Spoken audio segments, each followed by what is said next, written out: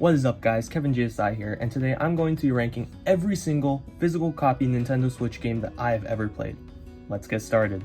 First up, we got Yoshi's Crafted World. Now, if there is a reward for the worst Nintendo Switch game I've played, that reward would go to the Yoshi's Crafted World.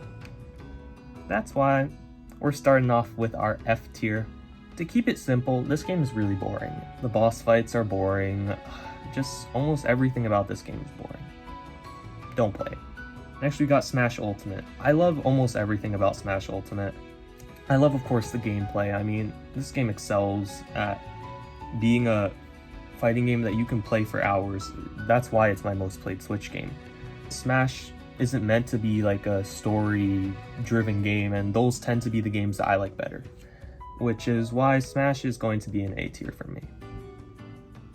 Super Mario Party. While this is probably up there with the multiplayer games you play and the party type games that you play on the Nintendo Switch, you don't play this game by yourself, and single player mode is just horrible.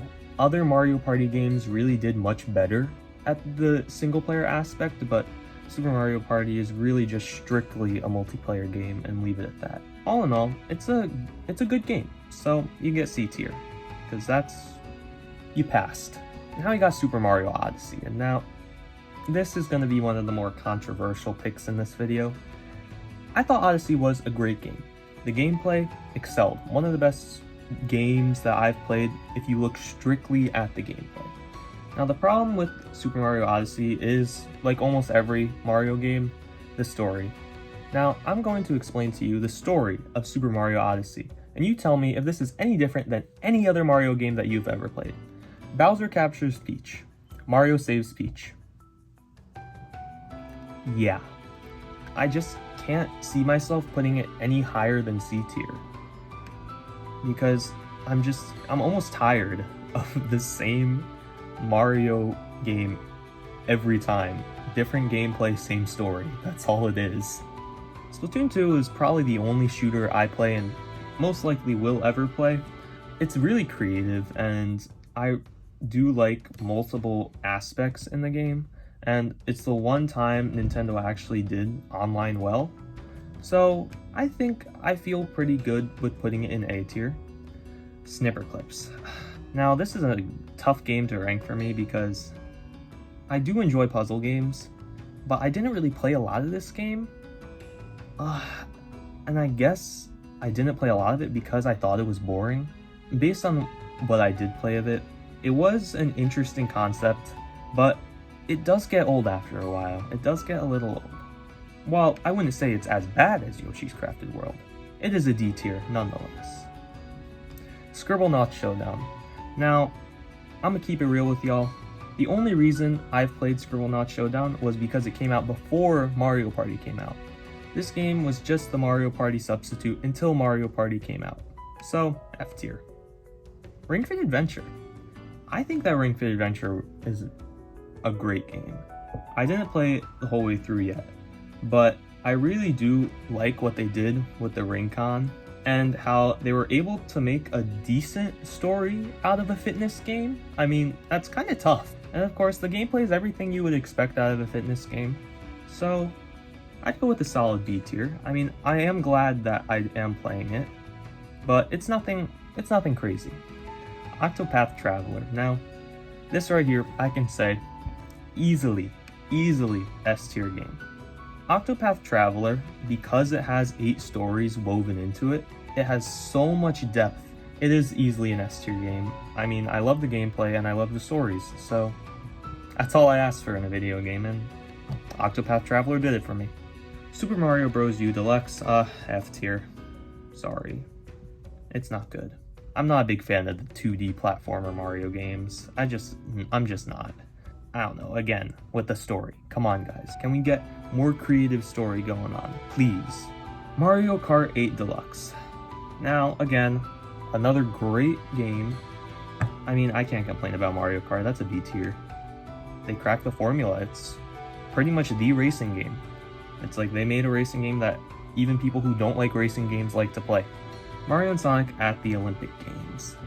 Now, again, I didn't play much of this game. It just was a little boring. It was on the boring side for me. And this is coming from someone who actually does like the Mario and Sonic Olympic Games series. Because I haven't played a lot of it, and because I just found it to be a little bit on the boring side, it gets a D tier. Now, Mario Tennis Aces is very similar to Mario and Sonic at the Olympic Games. It's a game that I did not play a lot of because it was boring.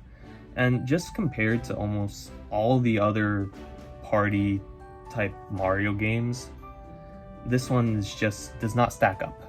It doesn't stack up. So another D tier.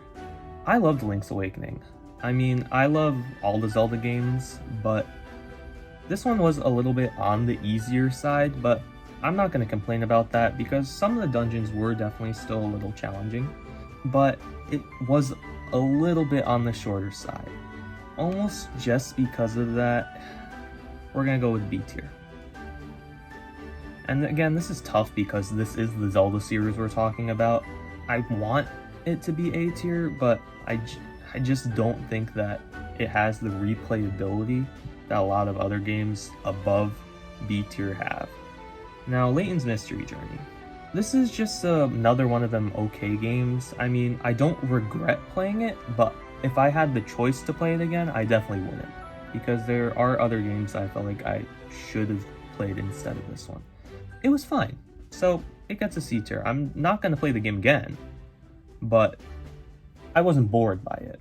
Fire Emblem Three Houses, I mean, y'all see the shirt. This is the easiest S tier of my entire life. I love the gameplay, I love the story, I love the music. I mean, I can go on for days about how much I love Fire Emblem Three Houses. Captain Toad Treasure Tracker, again, I mean, I love the puzzles in this game, and I love the two-player aspect that they added with Toadette. It is a little bit more on the simpler side, and it's not super complex, but again, I don't, like most Nintendo games, they're not known for being the most difficult games. I think putting it in C tier is fair. C tier, I get the sense, these are a lot of games that I'm not going to play again, but I'm not mad that I played the game. Now, Breath of the Wild, y'all saw this coming. This is an S tier game. Everything about Breath of the Wild is kind of perfect. I wouldn't really change anything about Breath of the Wild. I mean, the story, yes, is a little bit lackluster.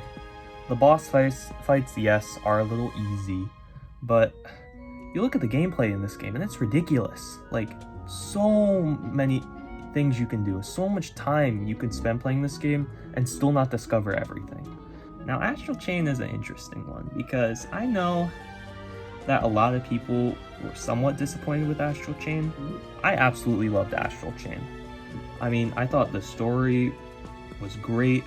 I love hack and slash games for the most part, and Astral Chain I think did it so well because it was creative. With your Legion, you can control them and you had like so many different options. It was just so exciting. It was a very exciting game, very lively. And while I do not think that it's on the same tier as like Breath of the Wild and Three Houses, I really did love this game and I definitely would play it again, so it gets the A tier from me. Oh, ARMS. I like ARMS. I like ARMS a lot. And as everyone knows, ARMS doesn't have a story mode whatsoever. But it really had so much potential. I'm gonna give it almost a pity B tier. Because, don't get me wrong, I understand everyone's grudge against ARMS. You can't play this game by yourself. It's almost only a multiplayer game. But I like it a lot more than most people do. And now we got Animal Crossing. Now, at first, if I was making this video a few months ago, Animal Crossing would be a S tier, no question, but after a little while, I started to realize, why am I spending 30 hours fishing? There's a lot of other things that I could be doing, video game-wise, besides just playing Animal Crossing. I understand the appeal, it's very relaxing, and for the time I played it, it was great. It was a great game. But I don't think you can play this game for a very long time without getting extremely bored. That's almost the purpose of it, to be a boring game because it's supposed to be almost peaceful, but I can't get around that. And it basically has no story at all. So, B tier. Oh, look, 1-2 switch. I wonder where that's going. 1-2 Switch. It's a great party game, but again, not a game you can play by yourself, and it's not even possible to play this game by yourself, and it just doesn't have enough. You literally play the one party game mode, and half of the mini games are not fun at all. So either when you go on to play 1-2 Switch, you're playing Quick Draw or you're playing the party mode, and that's it. That's really it. Oh wait, I forgot to add Xenoblade. I'll be back. There we go, Xenoblade's there.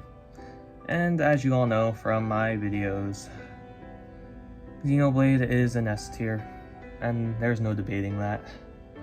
I'm going to take my time ordering the tiers, and then I'll get back to you guys.